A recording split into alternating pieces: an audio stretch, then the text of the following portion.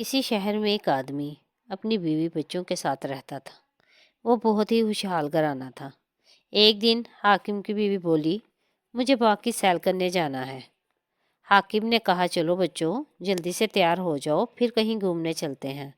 وہ سب تیار ہونے لگے تو سب سے چھوٹی بیٹی گڑیا نے کہا، ابا جان، میں آپ کے ساتھ نہیں جاؤں گی، بلکہ گھر پر رہ کر کچھ پڑھائی کروں گی، چونکہ آپ کو پتہ ہے میرے پیپر ہونے والے ہیں۔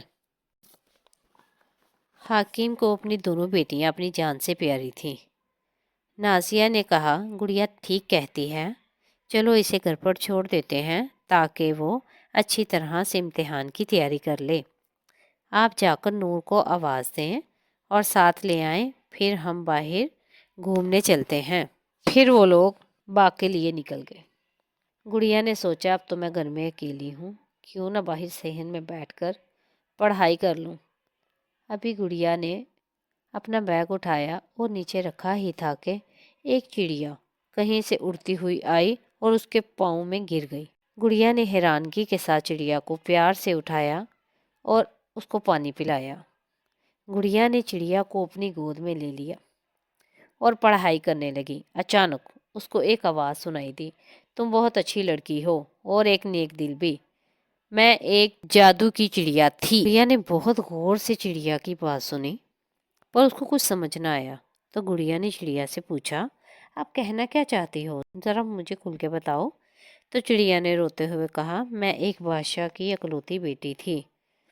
میں بہت خوبصورت اور ذہین ہوا کرتی تھی، اور ہمارے محل میں ایک آدمی رہتا تھا جو اپنے پاگل لڑکے کے ساتھ میری شادی کروانا چاہتا تھا اور میرے باپ کی ساری حکومت سنبھالنا چاہتا تھا۔ وہ آدمی کالا جادو بھی جانتا تھا۔ اس نے جادو کے ذریعے میری ماں اور باپ کو مار ڈالا اور مجھ سے کہنے لگا، اگر تم مجھ سے شادی نہ کرو گی تو میں تمہیں اس کی ایسی سزا دوں گا کہ تم ساری زندگی مجھے یاد رکھو گی۔